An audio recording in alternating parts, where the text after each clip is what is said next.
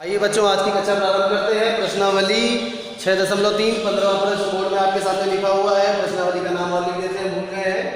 ये है exercise 6.3। 15वां number प्रश्न कह रहा है कि लंबाई 6 मीटर वाले एक ऊर्ध्वाधर स्तंभ की भूमि पर छाया की लंबाई 4 मीटर है।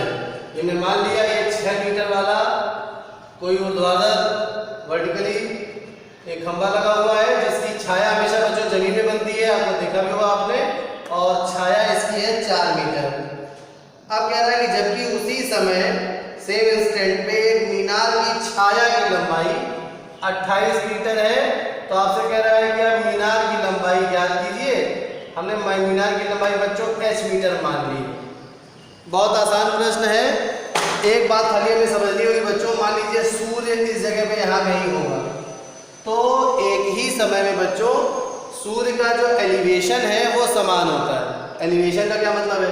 अर्थात सूर्य जो छाया जो बनेगी उनका अनुपात समान होगा।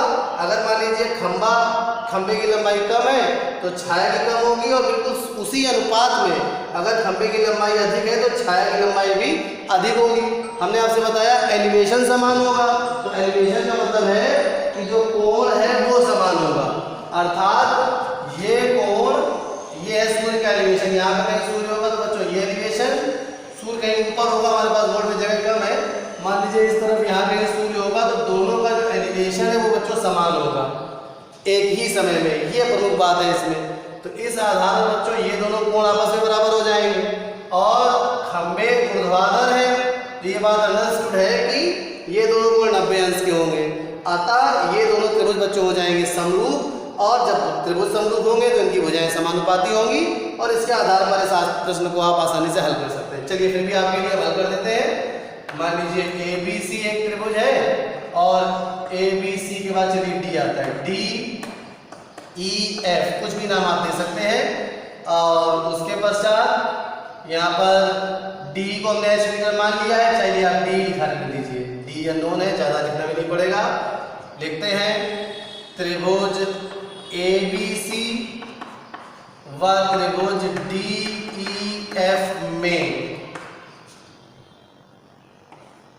कोण B बराबर कोण E।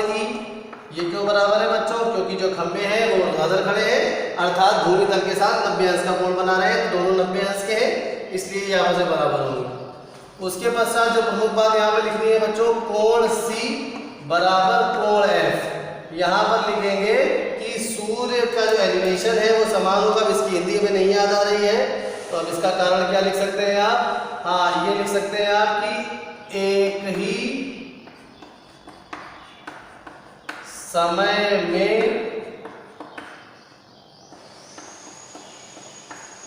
सूर्य की छाया बन रही है। अब ये उतना प्रभावी तो नहीं है, मगर चलिए अब जब कभी स्कूल खुलेंगे तो और इसके लिए अच्छा सेंटेंस बना देंगे। इंग्लिश में इसको ये कहेंगे कि सन के एलिवेशन सेम टाइम में सेम रहते हैं। अब इस आधार पर हम कह सकते हैं त्रिभुज ABC समरूप होगा त्रिभुज DEF के कोण समरूपता के द्वारा। ये दोनों त्रिभुज बच्चों समरूप हो गए, और जब त्रिभुज समरूप है तो ऑब्वियस सी बात है इनकी भुजाएं समानुपाती होंगी। तो किस प्रकार से लिखेंगे आप? AB हमने आपको तरीका कल बताया था, AB बटे DE बराबर होगा बच्चों BC बटे EF के, और ये बराबर होगा AC बटे DF के। अब जिसकी आवश्यकता है उसको आप ले लीजिए। AB यहाँ पर 6 है, यहाँ पे 6 लिख दिया, और DE हमें ज्ञात करनी है बच्चों, तो DE मीनार की लंबाई है, DE की जगह D लिख दिया। बराबर BC 4 है, BC के स्थान पर देखिए 4 लिख दिया, और EF 28 है तो यहाँ पे 28 लिख दिया। इस आगे वाले की आवश्यकता नहीं है तो इसको छोड़ दिया। अब इसको तिर्यक गुणा करके पहले तो यही हल कर लेते हैं। 4 एकम 4 4 7 28, तिर्यक गुणा करेंगे। चलिए आगे करने की आवश्यकता नहीं है, क्रॉस मल्टीप्लिकेशन करेंगे तो D आ जाएगा बच्चों 7×42।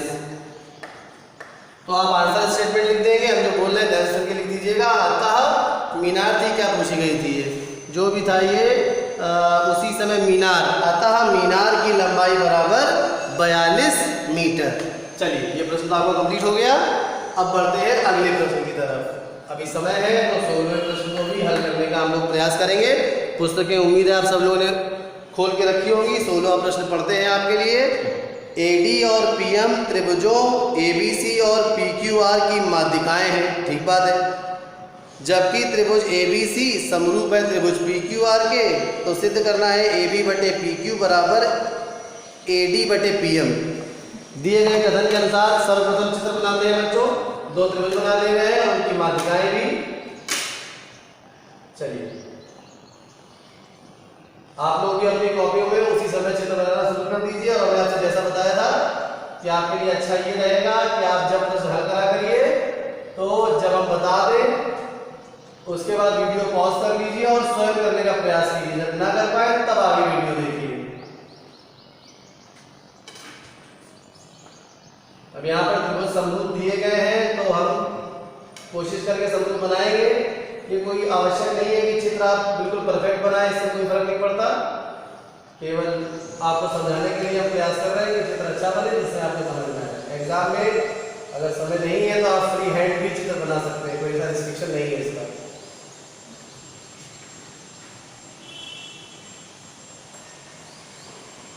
चलिए यहाँ पर आप पुस्तक उठानी पड़ेगी, देखते हैं क्या क्या नाम कहे गए हैं। कह रहा है कि एक त्रिभुज एडी और पीएम, तो ये मान लीजिए एडी माध्यिका हो गई और ये माध्यिका हो गई पीएम।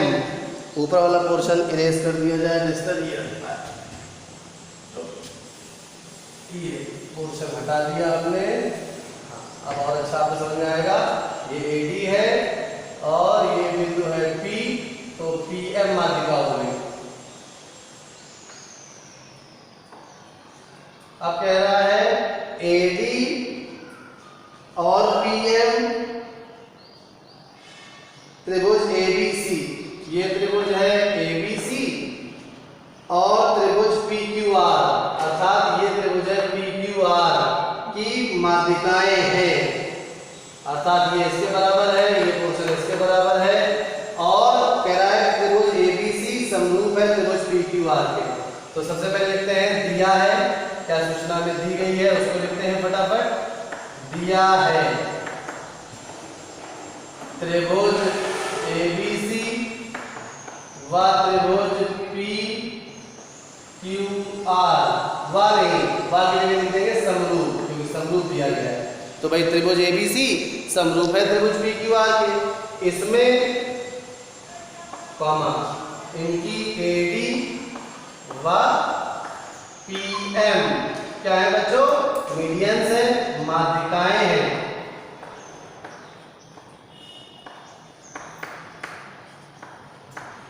यहां पर एडी और पीएम माध्यिकाएं हैं। इसके पश्चात आते हैं सिद्ध करना है।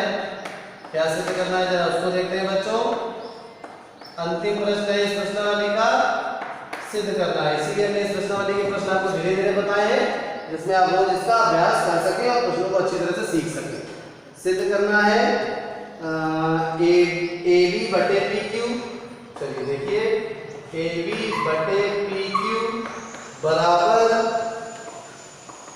एडी बटे पीएम। इस बात को हमें बच्चों सिद्ध करना है। देखते हैं, रचना की आवश्यकता तो नहीं है।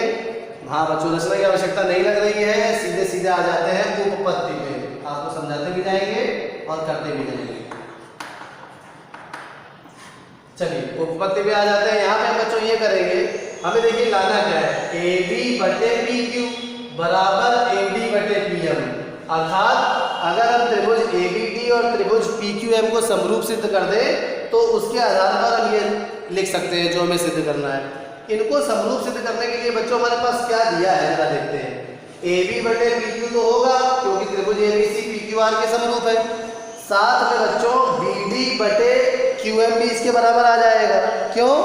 क्योंकि बी सी बटे क्यू आर ए बी बटे पी क्यू के बराबर है और बी सी के स्थान पर हम लिख सकते हैं ट्वाइस बी डी और क्यू आर के स्थान पर लिख सकते हैं ट्वाइस क्यू एम। 2 से 2 कट जाएगा, 2 से 2 कट जाएगा।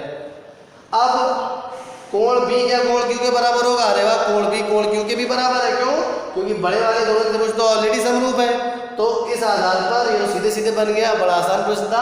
तो कोण बी और कोण क्यू भी बराबर है, तो दोनों त्रिभुज बच्चों समरूप हो गए और उसके आधार पर अभी ये बात लिख सकते हैं। तो जैसे हमने बताया था, वीडियो पॉज करके करने का प्रयास कीजिए, फिर हमसे मिला लीजिए, हम आपके लिए हल कर देते हैं। चलिए बढ़ते हैं।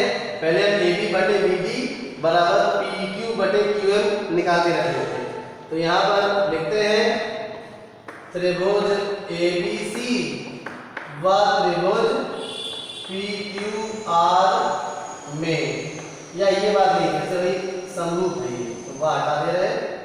त्रिभुज ए बी सी समरूप है त्रिभुज पी क्यू आर के ऑलरेडी, तो हम क्या लिख सकते हैं यहाँ पर ए बी बटे पी क्यू बराबर बी सी बटे क्यू आर। इसके आगे लिख सकते हैं ए सी बटे पी आर, मगर इसकी आवश्यकता नहीं है तो नहीं लिखेंगे। आगे बढ़ते हैं बच्चों। इसके पश्चात क्या करेंगे कि ए बी बटे पी क्यू, तो एज इट इज रहेगा। अब देखिए बच्चों, डी बी सी का मध्य बिंदु है क्योंकि ए डी माध्यिका है, तो अगर हम बी सी के स्थान पर बी डी लिखना चाहें तो क्या लिखेंगे, 2 गुणे बी डी। बिल्कुल सही। तो यहाँ पे आ जाएगा ट्वाइस बी डी बटे, उसी प्रकार से बच्चों यहाँ पर एम क्यू आर का मध्य बिंदु है, तो अगर हम क्यू आर के स्थान पर क्यू एम लिखना चाहें तो क्या लिखेंगे, ट्वाइस क्यू एम, 2 गुणे क्यू एम। 2 से 2 कैंसिल हो गया बच्चों, और इसको हमने मान लिया समीकरण नंबर 1।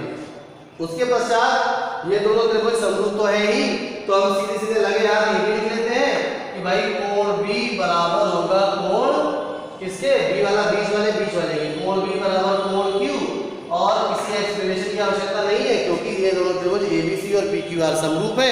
अगर 2 त्रिभुज समरूप है तो इक्विएंगुलर होंगे, उनके कोण बराबर होंगे, वो समान कोणिक होंगे। ये 2 समीकरण हमारी बन गए। अब हम जिन 2 त्रिभुजों को समरूप सिद्ध करना है उन पे बात करेंगे। तो अब लिखेंगे त्रिभुज, बहुत ध्यान से देखिए बच्चों, बहुत आसान और आवश्यक प्रश्न है। त्रिभुज ए बी, थोड़ा इस तरफ से लिखते हैं, चलिए अच्छा लिख दिया तो लिख दिया। त्रिभुज ए बी डी व त्रिभुज, कौन सा दूसरा लेना है बच्चों, ये है ए बी डी और पी क्यू एम व त्रिभुज पी क्यू एम में। आ रहा है पूरा? चलिए, ना आ रहा हो तो जो बोल रहे हैं उसको आप सुन लिख के भी आप कर सकते हैं, फिर भी प्रयास करेंगे। थोड़ा से लिख रहे हैं ए बी डी व पी क्यू एम में। ये लाइन उतारते हैं सीधे समीकरण नंबर 1 वाली। देखिए ए बी बटे पी क्यू बराबर बी डी बटे क्यू एम। ये कहां से आया, ये आया बच्चों समीकरण 1 से। उसी प्रकार से कोण बी देखते जाइए बराबर कोण क्यू, ये आया समीकरण 2 से। हमने ये पहले से ही सिद्ध कर लिया था। अब देखिए जरा, ये दोनों त्रिभुज जो समरूप हो गए, कौन सा क्राइटेरिया लगा, आप बोलिए। बिल्कुल सही, SAS क्राइटेरिया। तो अर्थात हम कह सकते हैं त्रिभुज ABD यहाँ पर समरूप हो गया है त्रिभुज PQM के, और क्राइटेरिया यहाँ पे लगा है, नीचे लिख देते हैं, जगह नहीं है तो ये SAS, अर्थात 2 भुजाएं समानुपाती हैं और उन समानुपाती भुजाओं को बनाने वाला बीच का कोण आपस में बराबर है, तो दोनों त्रिभुज बच्चों समरूप हो गए। और अगर ये दोनों त्रिभुज समरूप हैं तो इनकी भुजाएं समानुपाती होंगी। तो चलिए लिखते हैं इसको भी। अतः AB, देखिए यहाँ पर भुजा कौन सी है, AB बटे PQ बराबर होगा BD बटे QM के, मगर BD बटे QM में नहीं चाहिए, तो फाइनल देखिए AB बटे PQ, ऐसे लिखा हमने AB बटे PQ बराबर BD बटे QM बराबर AD बटे PM। तो हमें जरूरत किसकी है, AD बटे PM की, तो केवल उसको ही लेंगे, अनावश्यक लिखने की कोई आवश्यकता नहीं। बस क्वेश्चन हमारा कंप्लीट हो गया। आज में क्या लिखना है आपको, इति सिद्धम, यह सिद्ध हुआ। चलिए बच्चों, उम्मीद है आपको समझ में आया होगा। अगर कहीं पे कोई कंफ्यूजन है तो दोबारा वीडियो को रिवाइंड करके आप देखते जाइएगा, समझ में आ जाएगा। धन्यवाद।